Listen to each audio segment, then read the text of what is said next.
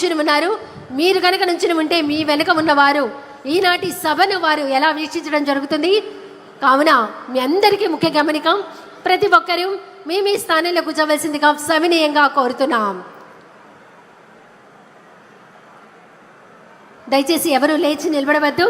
ప్రతి ఒక్కరూ మీ మీ స్థానంలో కూర్చోవలసిందిగా సవినయంగా కోరుతున్నాం. మహిళలను 15 మంది మహిళలను పోలీస్ వారు ఎమ్మెల్యే గ్యాలరీలోకి అనుమతించవలసిందిగా కోరుతున్నాం.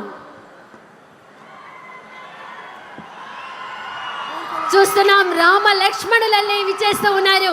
రాష్ట్ర ఉప ముఖ్యమంత్రి వర్యులు శ్రీ కొణిదెల పవన్ కళ్యాణ్ గారు, రాష్ట్ర ముఖ్యమంత్రి వర్యులు శ్రీ నారా చంద్రబాబు నాయుడు గారు. ఒకరు ప్రజల గుండెల్లో స్థానం సంపాదించిన జననేత, యువతకు స్ఫూర్తి, సేవకు ప్రతిరూపం, ప్రజా సమస్యలపై నిరంతరం పోరాడుతూ సేవా మార్గంలో ముందుకు సాగుతున్న జనసేనాని పవన్ కళ్యాణ్ గారు.